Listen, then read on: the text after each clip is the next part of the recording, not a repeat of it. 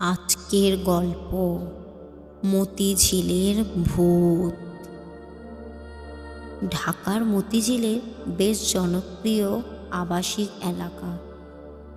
এটা একটা শোনা ঘটনা। আমাদের বাড়ির সামনের গলিতে এমন একটা ঘটনার কথা শোনা গেছে। গলিটা এমন যে রাস্তা থেকে দেখলে গলির শেষ মাথায় সিঁড়ি, গলির দুই দিকে দুটো বাড়ি। আজ থেকে প্রায় 14-15 বছর আগে ঘটনাটি প্রত্যক্ষ করে ডান পাশের বাড়ির নিচতলায় একটি মেয়ে।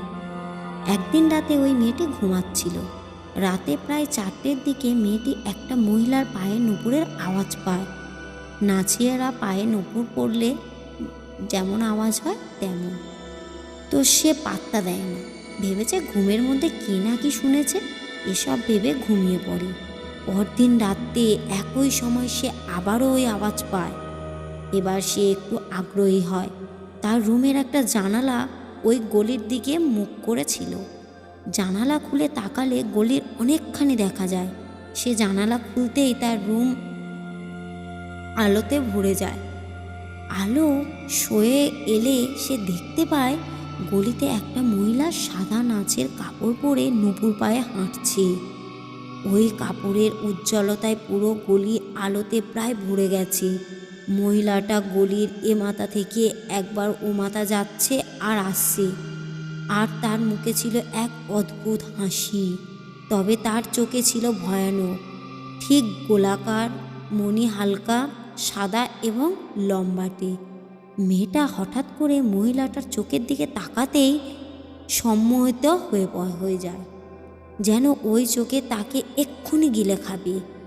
এসব ভাবে মহিলা এবং মেয়েটি পরস্পরের দিকে তাকিয়ে থাকে।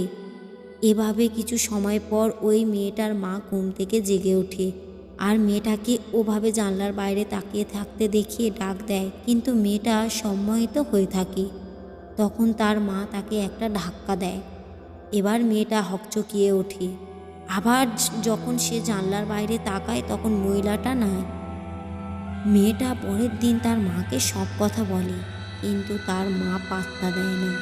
সেদিন রাতে তার মা একই ঘটনার শিকার হয়, কিন্তু সেদিন তার মেয়ে আগে থেকেই জেগেছিল বলে তার মা বেঁচে যায়। তারা চলে যাওয়ার পর যখন নতুন ভাড়াটিয়া আসে, তারা ওই একই ঘটনা দেখে, কিন্তু যেভাবে ঘটনাটা শুরু ঠিক সেইভাবেই শেষ হয়ে যায়। ওই মহিলাকে আর দেখা যায় না, তবে প্রায় রাতে সেই নুপুরের আওয়াজ ঠিকই পাওয়া যায়।